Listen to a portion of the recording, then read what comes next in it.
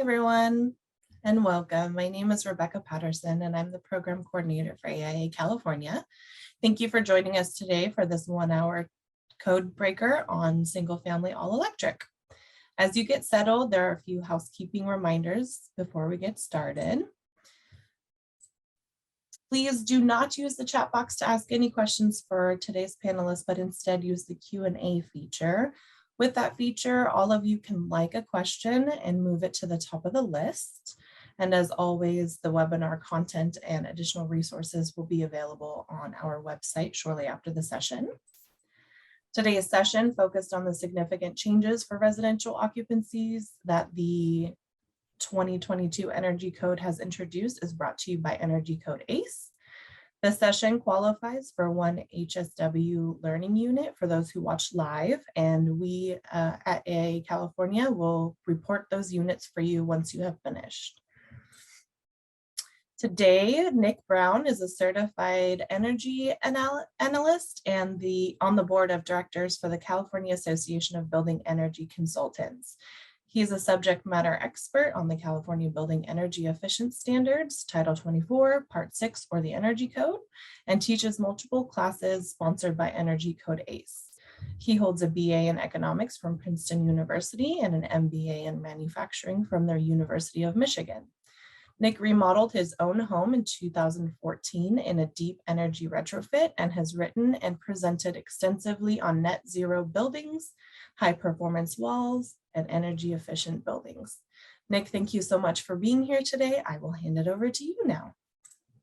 Thank you, Rebecca. Great to see such a good turnout here to learn about how the Energy Code is supporting electrification.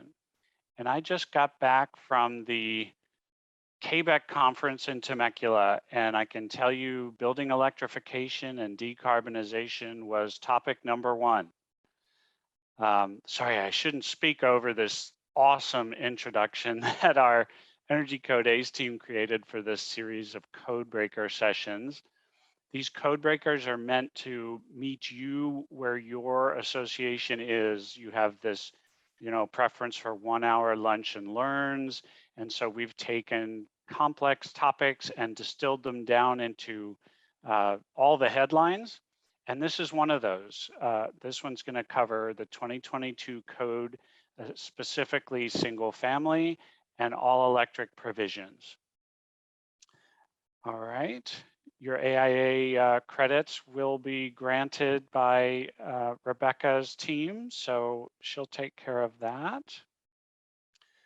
So we're going to cover the 2022 code and when it starts, the multifamily reorganization and how that's going to impact you, some of the basics around mandatory, prescriptive, and performance method, solar and battery, and especially the electric ready provisions, battery ready provisions that are going to be new in 2022.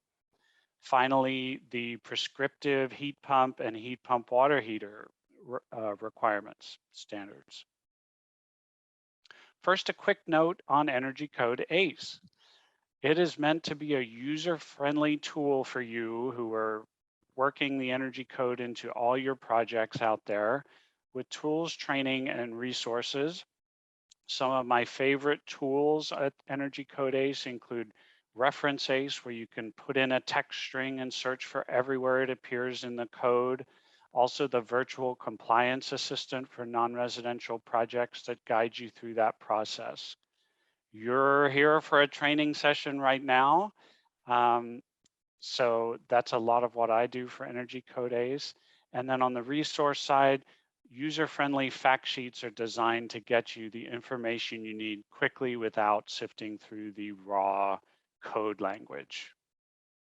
So I encourage you to take a look at that if you're not already familiar.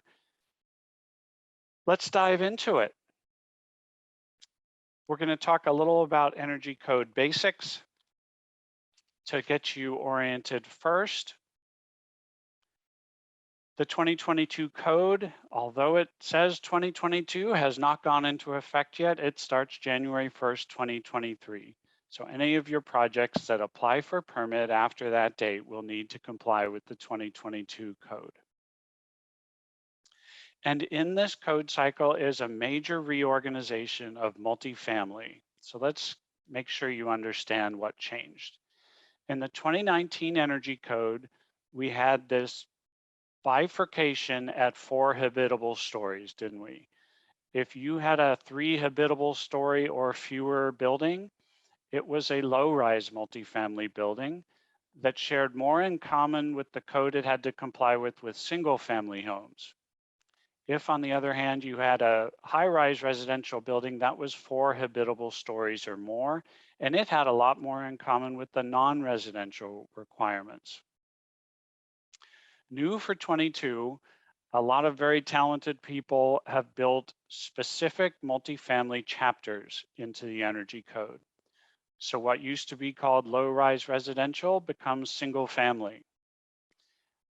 New chapters have been built for multifamily, 160 to 180, and that's been pulled out of parts of the non-residential and the low-rise residential energy code. You'll notice as you start to learn about this, and I encourage you to go to What's New for 2022 multifamily class to get more detailed information. But you'll notice there's still some bifurcation at 4 stories. There's still some legacy structure that exists in the multifamily building. But by having its own chapters, I think the idea is that multifamily buildings can take their own evolutionary path as the energy code changes every 3 years. And you'll start to see more and more differences, departures from the low-rise res and high-rise res chapters that we're used to.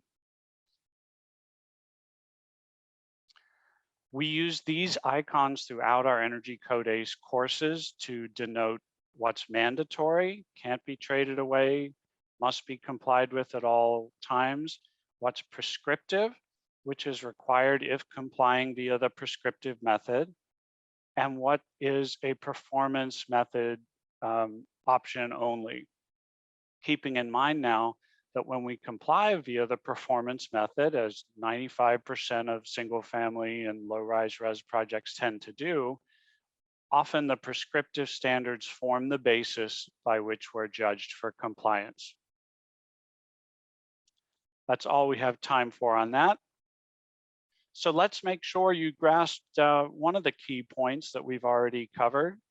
On what date will enforcement of the new energy code begin? Is it already in effect? Is it January 1st, 2023, or whenever the CEC adopts it? Victor's right on. It starts January 1st, 2023. Okay, moving into the meat of things now. And before I do, let me set the stage on all electric a little bit. Our state has committed itself to a future with buildings that's different from the past.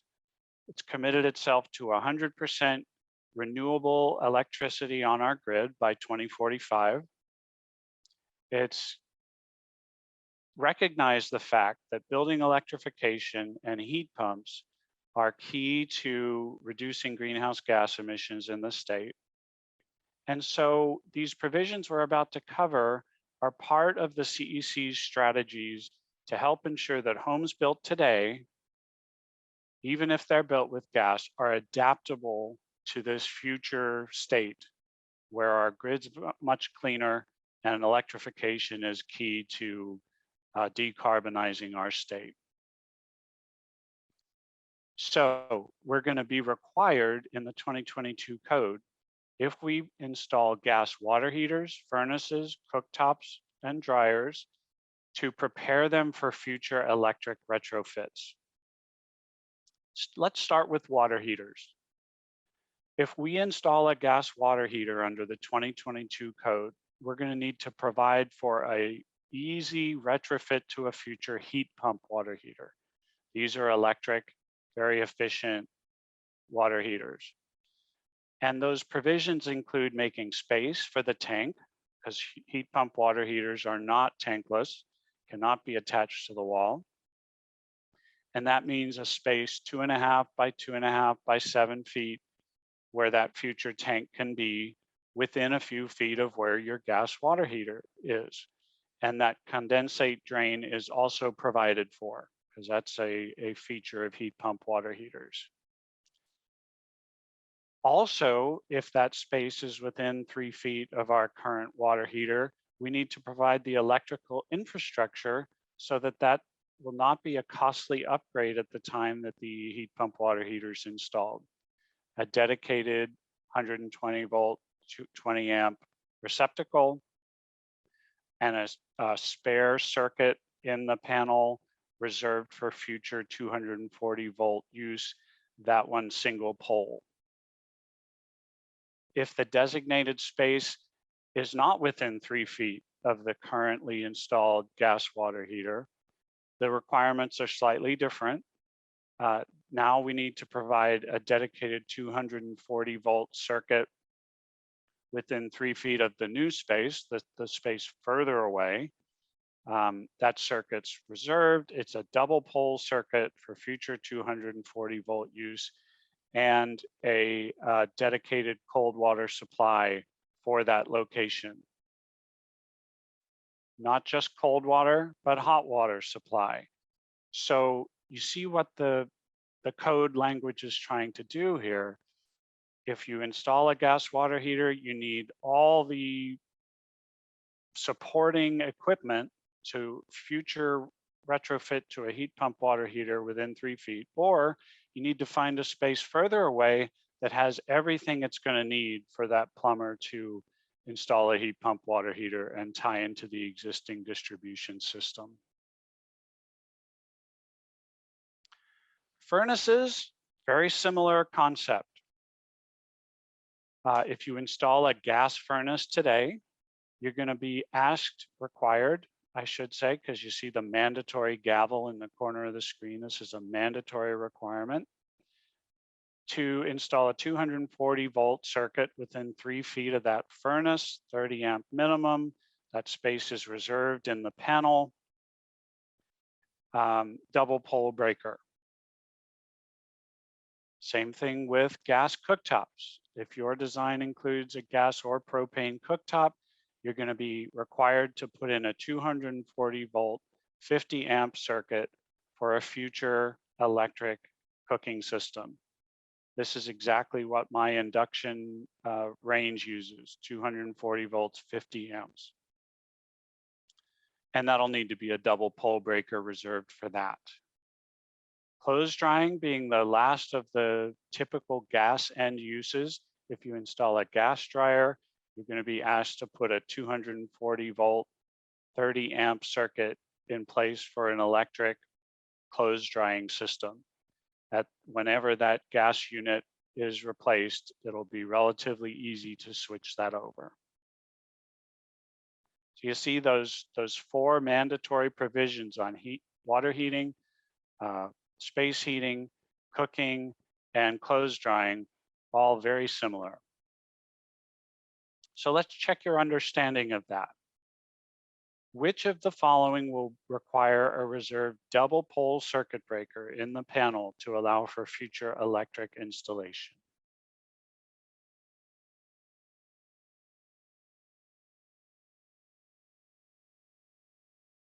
Yeah, that's right. All of those. Only the water heater gets away with a single pole. And that's only if that future electrical setup for the heat pump water heaters within 3 feet of the current gas one. Let's move on to solar now. We're 3 years into the first solar required code cycle for single family. You're all probably pretty used to figuring solar design into your projects. But a few things have changed we want to make sure you're aware of. We've got a new acronym in the energy code, and it's a girl, Sarah. Solar access roof area. This is a term you'll see not just in the single family energy code, but also the multifamily code and the non-residential code. And it's basically the useful roof area. It includes the roof space of the building, and also roof space on covered parking, carports, and other newly constructed structures. This is especially applicable to multifamily buildings with covered parking. The Energy Code wants it to make it clear that that is usable solar space. And we've always had exceptions for shading and other conditions where if that roof just isn't appropriate for solar, you aren't going to be asked to install it. So that includes any roof area that has less than 70% annual solar access. Also any occupied roof areas such as rooftop decks in multifamily buildings. And here's the equation we use for determining the prescriptive amount of solar that will be required for your project. This isn't changing in 2022. All these factors remain the same. And it's based on the conditioned floor area, the climate zone, and the number of dwelling units.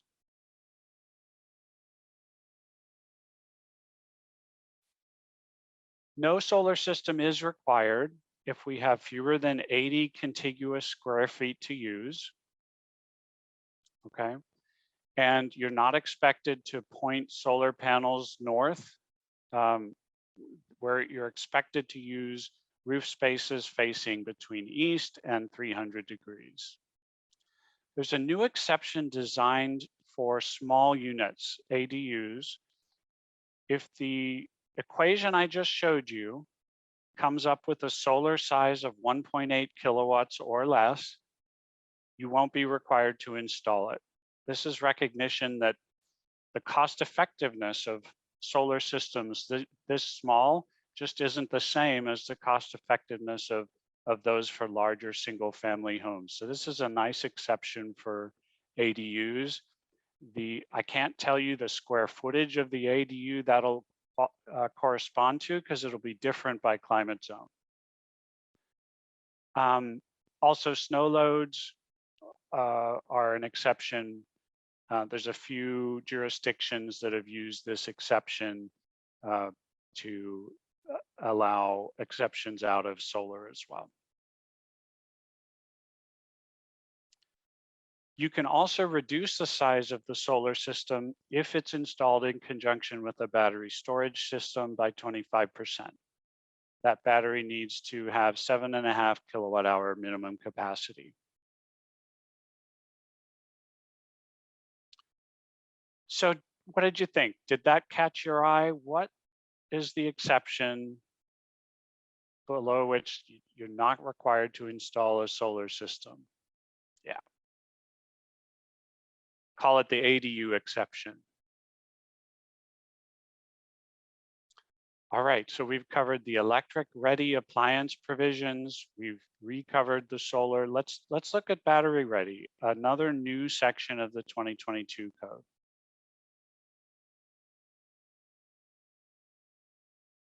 So the Energy Code is also going to ask us to provide for installation of a future battery storage system. And if you're following the NEM 3 negotiations at the state level, there's a lot of discussion about how valuable is solar on its own and how much more valuable is solar when paired with storage. So this is a mandatory requirement. It's called ESS ready. And the code's going to ask you to have a minimum backed up sub panel representing 60 amps, at least 4 circuits, or a sub panel already installed serving those 4 circuits. So can you see what the code's doing here? It's already at the time of construction, putting this sub panel in that would serve the critical 4 loads in the home. Typically the refrigerator, some lighting, some phone chargers, the ability to monitor the news on TV. So there you see the 4 circuits that they're asking you to provide for backup. They're also asking, all these are mandatory. minimum 225 amp main panel, and space reserved for a future transfer switch so that this house can now island if the grid goes down due to some natural disaster or emergency. The transfer switch restores power to the house through the solar system and the battery storage system. So the energy code is not going to require you to install a battery, but it is going to require you to provide for future installation of a battery. So what do you think? When does the new code mandate the installation of battery systems? I should say in single family homes.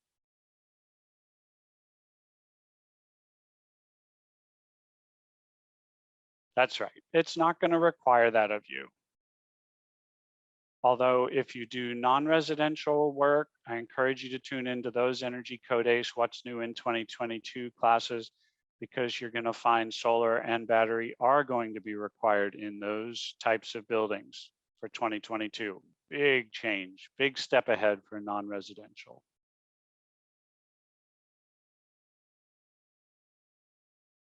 All right, I think I'm going to just finish up this last section and get to your questions. There's also a few changes we wanted to make sure in terms of all electric single family that you were aware of in mechanical systems. So let's start with heat pumps. HVAC heat pumps have been in the 2019 code performing in our models about as well as gas equivalents have. And if you took advantage of the variable capacity heat pump credit or VCHP, they were performing even better than traditional gas furnace split systems. And so the step ahead that the energy code is taking for 2022 is to require a heat pump for space conditioning in the following 4 climate zones: 3, 4, 13, and 14. So if you use the prescriptive method of compliance, you are going to be required to put a heat pump in those 4 climate zones. If you use the performance method, of course, you can continue to use gas for heating, but it's going to impact your compliance margins because presumably the heat pump will provide the baseline standard design against which our performance method will be competing. All the other climate zones, the other 12, will have a heat pump water heater prescriptively standard. So all 16 climate zones, the whole state of California is going to have either a heat pump for space conditioning or a heat pump for water heating prescriptive standard. So it's definitely quite a ways short of an all electric mandate that some advocates were asking the CEC to do, but a large step forward as well. And that if complying prescriptively, the hot water system is going to need to be a 240 volt heat pump water heater or an electric water heating system with a solar thermal system, preheating system that provides at least 70% solar savings fraction. If you're in one of those 4 climate zones that have the HVAC heat pump as prescriptive standards, you can still use a gas tankless and comply prescriptively. And there's also a new ADU sized exception. Dwelling units 500 square feet or less can use point of use distribution electric instantaneous water heater. That's because there's a real shortage of space in units this size, ADUs this size, to find room for a heat pump water heater sometimes. And new dwellings, 1 bedroom or less, may use the slightly different 120 volt heat pump water heaters that are starting to come on the market. All right, checking in now.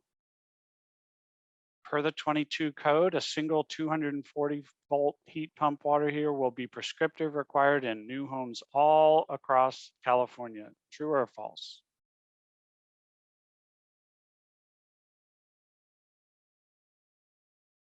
Yeah, that's false. 12 of the 16 climate zones will have a heat pump water heater prescriptive standard. And of course, the performance method allows you to continue using a gas water heater as long as your overall energy budget meets standard. All right, great.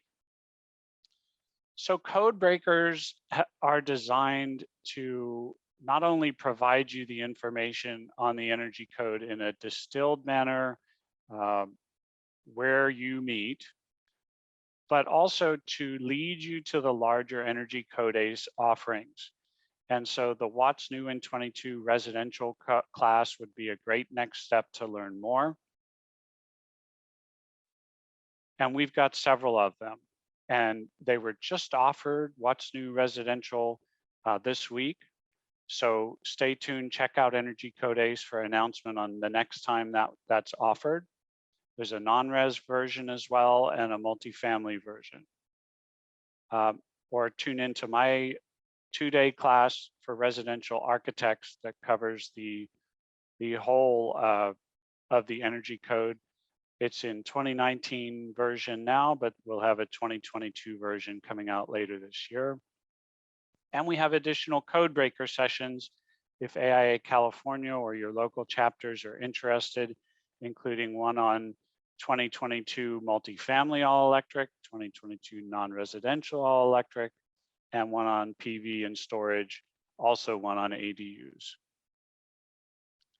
A lot of quick reference guides on Energy Code ACE, as we said before.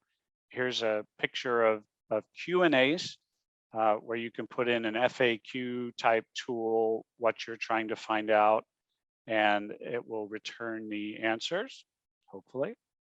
And of course, the utilities that support Energy Code ACE and our whole team have all kinds of other incentives and rebates that may be applicable to your project, as including the statewide new programs that are starting to come online, like Energy Smart Homes, Build, and Tech. So be sure you get up to speed on all of those, and they can really help with electrifying and making these projects electric ready. Please register at Energy Code ACE as well, so you get updates just in your area of interest based on your professional role.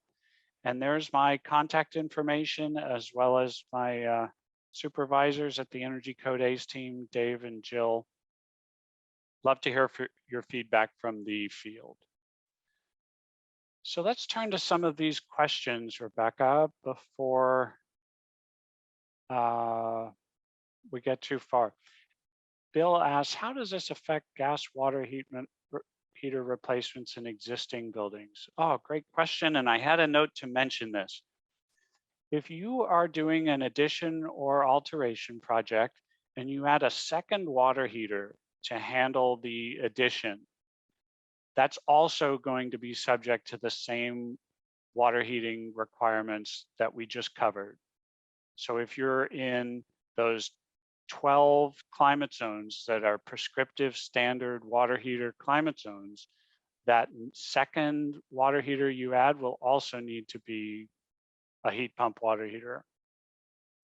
If, on the other hand, you're sticking with a single water heater, altering that or leaving the existing one, you won't be required to meet this prescriptive heat pump water heater requirement. Yeah, good question. Naomi asks, given all the electric water heater infrastructure required to be installed up front, is it going to make sense for anyone to install a gas water heater now? Well, it's certainly going to drive up, it's going to change the relative economics of gas and electric, isn't it? Because if you install the electric system, you already install all that infrastructure, there's no added cost. If you install the gas, you're going to need to install that extra infrastructure. So your projects are going to have to do those calculations and decide what's right for that project.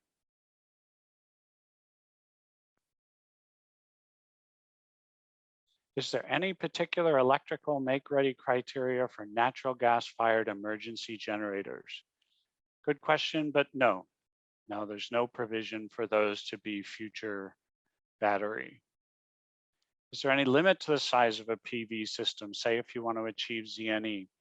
Not in the energy code, Robert, but all PV interconnection agreements with the utilities are potentially subject to caps on how large the solar system can be. And from what I've heard from the utilities, they're generally looking to make sure that the solar system isn't grossly oversized relative to the load at that site, because those extra kilowatt hours are going to go on the grid and be something the grid needs to manage during the day. And conceivably, it'll increase the peak period usage as the sun's going down and our air conditioners are turning on. So that's what those net metering caps are meant to prevent, gross oversizing of the solar systems. So check with your local utility. Would my new F-150 Lightning qualify as battery storage? No, it needs to be permanently installed on site. But I think you're getting at an area that's really exciting, that's likely to see a lot of innovation over the coming few years, and maybe someday. If specifying an electric boiler with in-slab radiant heating, would you still need to utilize a heat pump HVAC system?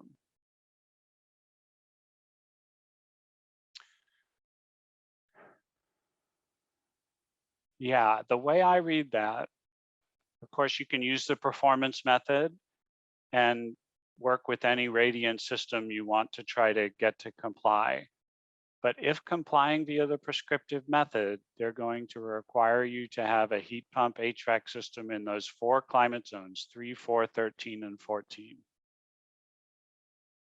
Now, one more question. Recirc pumps and hot water. They use electricity and save water. I'd say that's exactly right.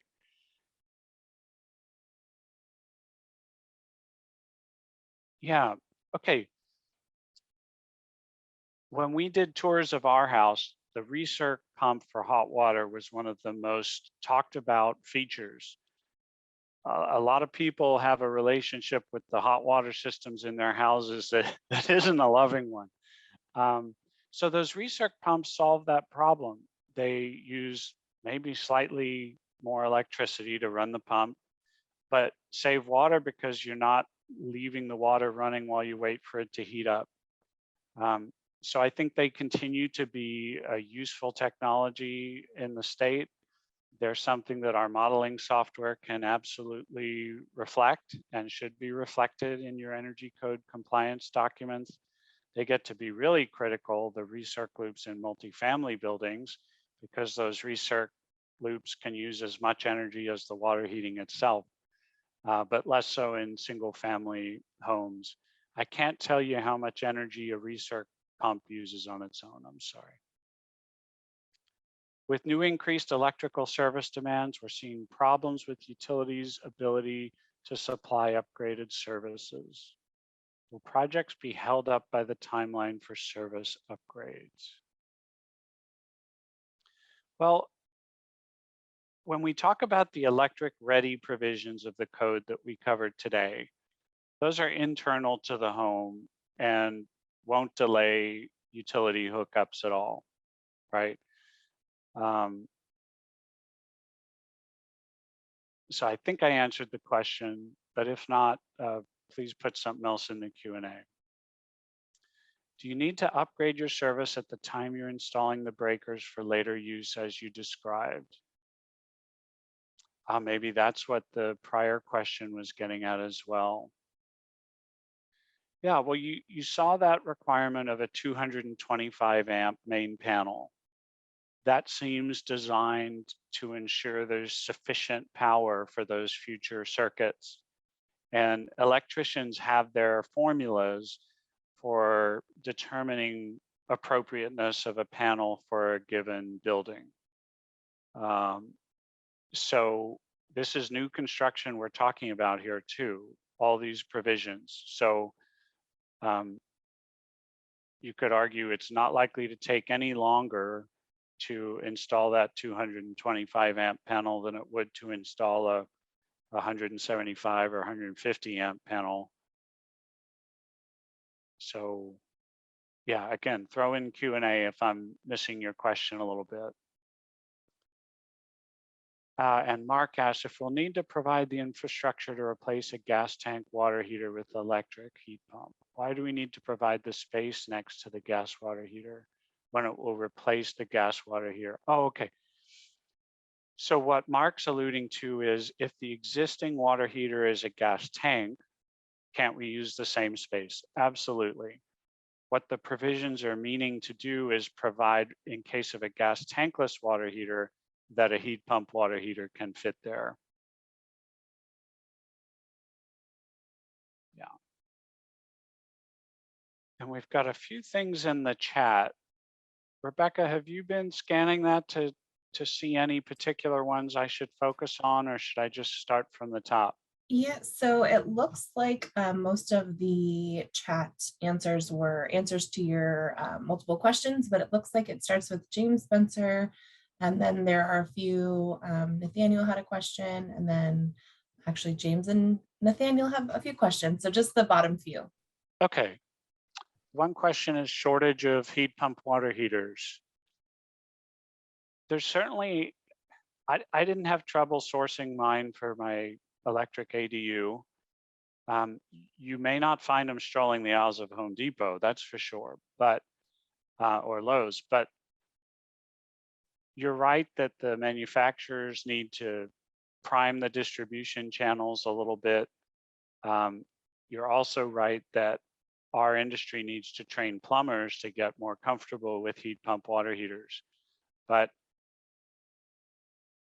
I was able to find plumbers in my area of Long Beach who were familiar with the technology, and I think you'll be able to too. And really these provisions are requiring heat pump water heater readiness all over the state and heat pump water heaters in those 4 climate zones. And there are people working actively to make sure that those industries get the training they need. There's multiple manufacturers of these heat pump water heaters, from Rheem to A.O. Smith to Bradford White to Sanco to, so they're widely enough available that the CEC included it in the code. Solar water preheats, yes, those credits to install a solar thermal system remain in the code. Because they reduce the amount of energy that the direct water heater needs to consume. So you can still take advantage of that.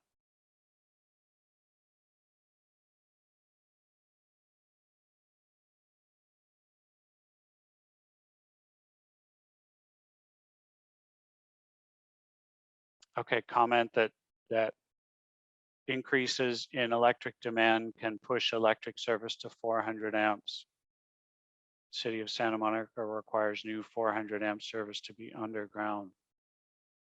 Yeah, maybe for a real large house or a 2 on a lot could get to 400 amps. But my personal view is we're going to need this power to for buildings of the future, so with solars and batteries and electric systems. When you look at the emissions of a electric building versus a mixed fuel one, it's generally a 50% savings in the all electric one. And I think that's why heat pumps and building electrification have become such a hot topic in our state.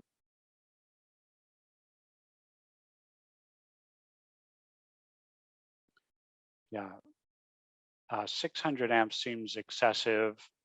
I know we did the electric ADU with 125 and our main house with 150. So would have to be a really, really large house, I think, to get to 600. Solar thermal water heating, yeah, hard water, not something the energy code governs.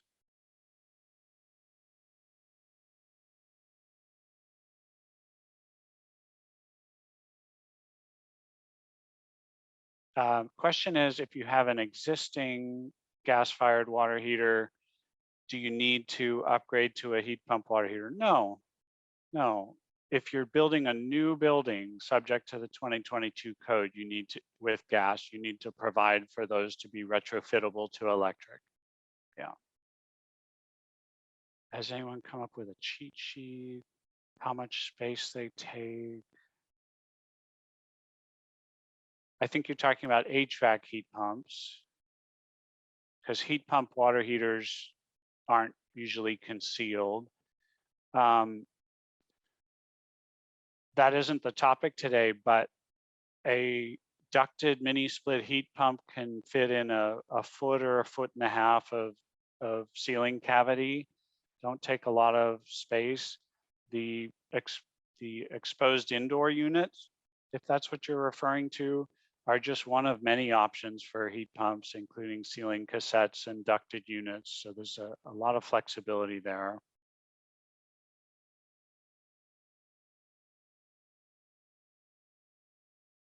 How the code might be addressing resilience with everything going electric. Well, I think the battery ready provision is addressing resilience. They want homes to be capable of installing future batteries in recognition of the fact that that provides for enhanced safety and ability to shelter in place and all these things. There's multiple studies out, and they don't generally get press coverage, but people in my energy nerd circles certainly read them, that show that our grid can transition to support building electrification, transportation electrification, with a mix of currently available technologies, and do it cost effectively. So encourage you to look through some of those by E3 and others. Can you clarify for people that a heat pump space conditioning can be ducted? Yeah, and I think I did try to just now to do that. That HVAC heat pump required in 3, 4, 13, and 14 prescriptively. Remember, use the performance method if you'd rather use a different system. Could be a high wall unit and an outdoor condensing unit that's exposed. Could be a ducted unit in the attic. Could be a ducted unit in a closet. Could be a concealed ceiling mini split. Ceiling cassettes, they make wall mount radiator style indoor units. So I encourage you to look at the wide variety of HVAC heat pump configurations that are possible.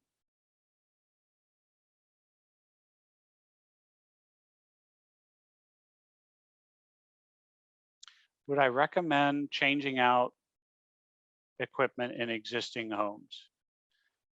We're really here to talk about the energy code today and what it's going to require in 2022. And each homeowner has their own calculation to make. But part of when I work with clients, I listen to is, do they have asthma issues? Do they have issues tied to indoor air quality? Because taking gas combustion out of the indoor spaces in our homes and offices is proven to help indoor air quality.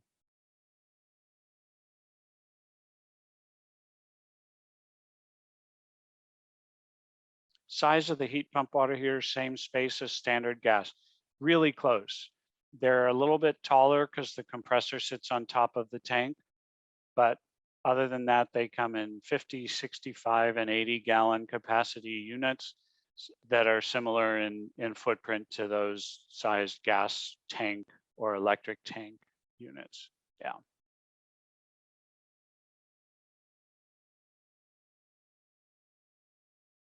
All right. Rebecca, did you want to unmute anyone for questions as well, or what do you want to do with the rest of the time we have? I think that there are two that just popped up. I think everyone is just so excited to ask you all these questions, and one question leads to another. So they are still coming into the question and answer box. And thank you everyone Right. for your questions. Please continue to put them in the Q&A. And Nick, you've been doing a great job of answering everything. Thank you. Well, great. Building stock numbers, those are available. New construction is a small fraction of the total building stock, obviously, every year. But you have to start somewhere, and these provisions start with new homes, just like the solar provisions of the 2019 code started with new homes. And if it's cost effective to do for existing buildings, you'll find that make its way into the code eventually as well. Look at utility bills on renovation projects. Yeah, good idea. That can help you size the solar array for sure. Yeah, will there be new updated suggestions for stricter code requirements? Yeah, every 3 years, the energy code changes, and the statewide team for REACH codes does a series of studies on what's cost effective to recommend to municipalities that are considering going beyond the state minimum energy code. And they're working on that right now. And probably many of the municipalities that you work in are looking at those possibilities right now.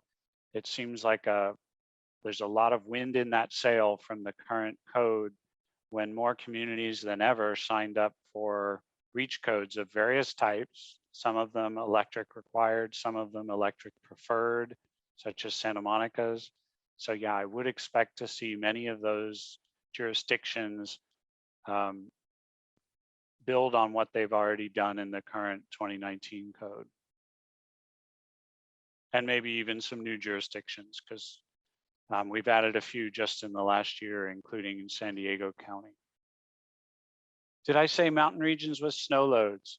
Yeah, there is a provision for jurisdictions that with snow load conditions to offer exceptions. I believe it's up to the jurisdiction to take advantage of that, but you can certainly look up that provision of code and see if it'll apply to your particular project.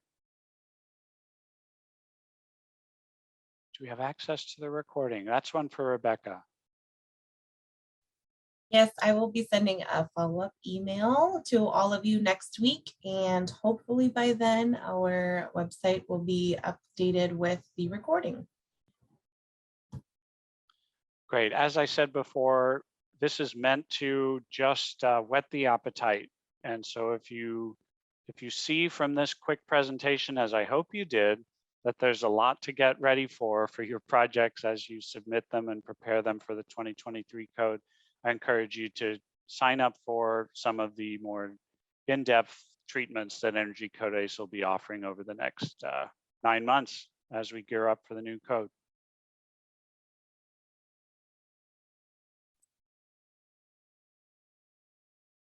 All right, if there are no other questions, we can go ahead and give you guys 10 minutes back of your day. Thank you so much for this informative presentation, Nick. This was amazing. And for all of you who have made it this far, I will submit your credit to AIA. And as I had mentioned, all the tools and resources that Nick talked about today will be on our website. I will follow up with an email next week. The recording will be available soon, and we hope to see you on our next webinar. Absolute pleasure.